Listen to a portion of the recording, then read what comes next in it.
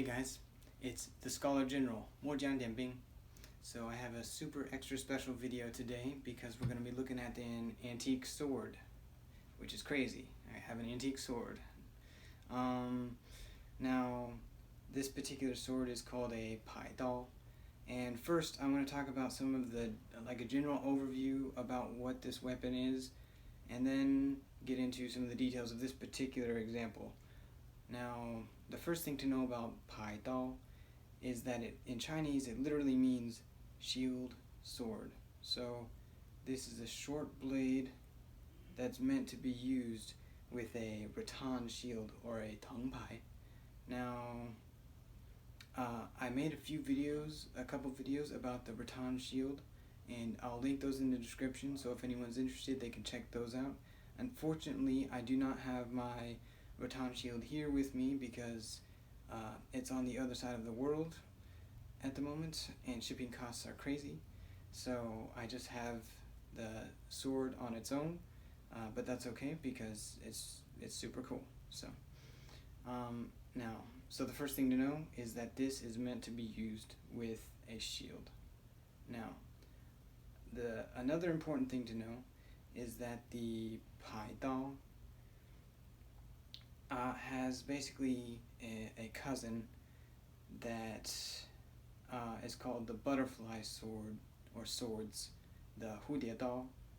Now, the Paidao and the Dao look almost identical, except there's a key difference, and that is the Dao is meant to be used as a pair of two identical swords, and the Paidao is a standalone blade.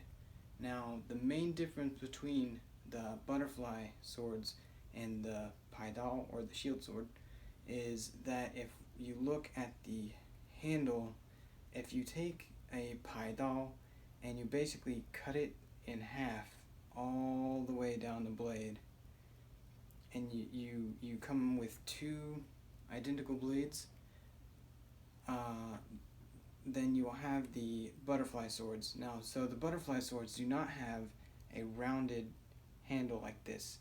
Their handle is actually like a semicircle. It's rounded on one side and then completely flat on the other side. And so you can tell there's a right one and a left one, right? And they both come together and they can fit in one single scabbard. Now, the Paidao is not like that. It has a completely rounded grip and a symmetrical blade. So that's how you tell the difference between the Paidao and the Dao. Now, these swords came with a variety of blade profiles. Many of them have these long, narrow, tapering blades, but some of them have wider, choppier blades. And in modern martial arts like Wing Chun and Honggar or Hongjia styles of Kung Fu, you will see that they have the butterfly swords, which are very short, maybe just to about here or so. Now, those modern blades became popular in the late 19th and early 20th century. But earlier on, many of the blades were longer and also narrower, like this one, in both the Paidao and the Dao. One unique feature about these swords is that they have this D crossguard, or hilt. This came about sometime in the 18th century, or maybe early 19th century, and it's speculated that the cross hilt or the D crossguard came from Western merchants and explorers who had their naval cutlasses in similar types of guard. However, we don't know for sure, but it is telling that this type of blade is very common in southern China, like around Hong Kong and the Pearl River Delta, where many Western merchants were. So It's very possible that this type of crossguard was influenced from outside cultures like Europeans. Now, let's take a closer look at this particular Paidao. The first thing to know is that this Paidao is very, very narrow. It comes to a pretty small point, an acute point, and it's also extremely thick. Even though it's narrow in this plane, it's very, very wide in this plane. And it's like at the fort or the base of the blade, it's like up to like a half an inch thick. And then it goes down to like a quarter of an inch. On top of that, this blade is not particularly sharp. So what that tells us is we have basically a triangular spike, and it's also, because it's so thick, it's also deceptively heavy. This sword is only like 18 or 19 inches long. The blade is only like 19 inches long, but it weighs 2 pounds, or like just under a kilo. So it's has a lot of heft, and I definitely would not want to be struck with it. Even though it's not particularly sharp, it would not be a pleasant experience in the least. But obviously, because of its shape, it's very much optimized for thrusting. You have your tengpai, or your rattan shield, and you can cover up and then open up and just slide it right in, right? So,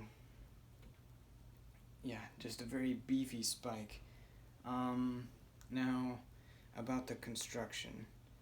The first thing to know is that this blade it does show signs of folding, or basically folding. You can see that if you look closely at the steel, there are lines and a grain that runs through, which should be an indication of folding.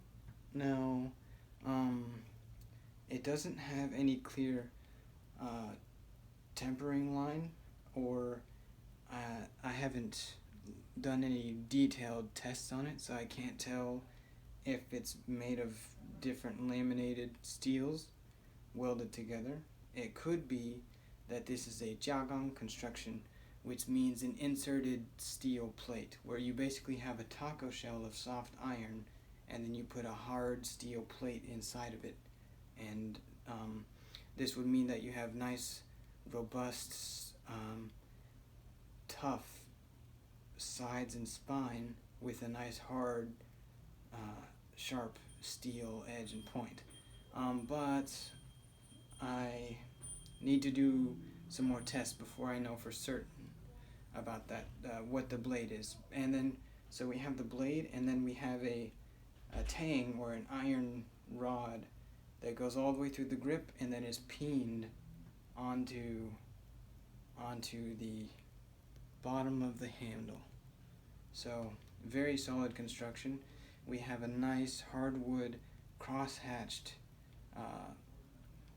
ovular, if that's even a word, ovular handle, which gives a nice secure grip.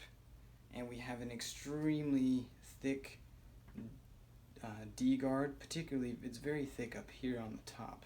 So that would easily, I can't imagine anything getting through this up here. It's just simply just too much mass. Now, yeah, so that's a look at the construction. Now, people might be wondering why this is such a short blade. Now, there's a few reasons why that could be. Number one, it's used with a shield. So the necessity of having a longer blade, basically in a dueling situation, an unarmored fighting without any protection, you want to have as much reach as you can get. However, with a shield, the necessity to have long reach is reduced. It's still helpful, but it's reduced. So if you have a big shield to help cover up, you can cover yourself while you get in close enough to use your shorter weapon, right?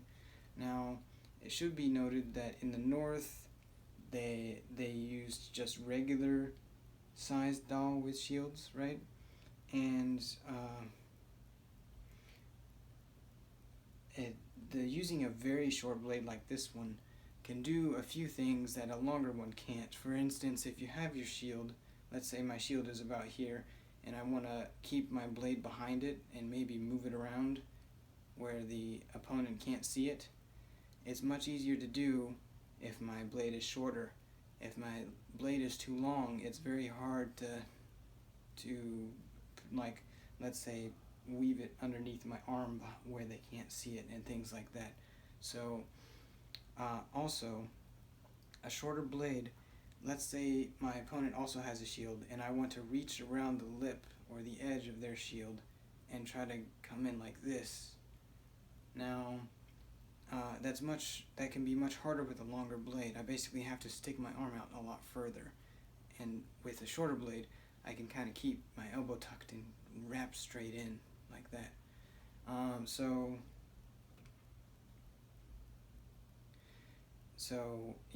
shorter blades can be a little bit more advantageous.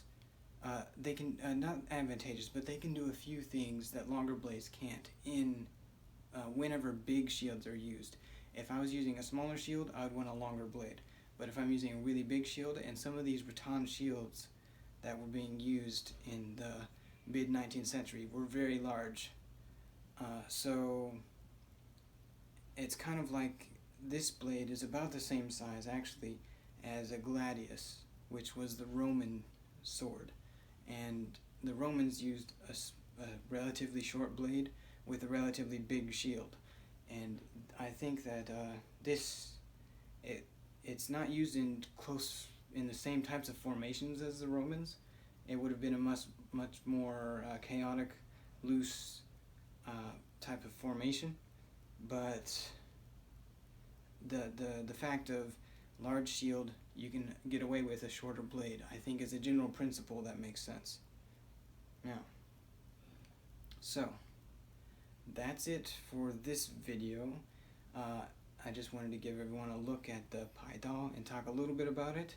Now, if there's any questions anyone has, you can leave it in the comments below, and I'll make more videos about this blade and other blades like it in the future. So, thanks for watching.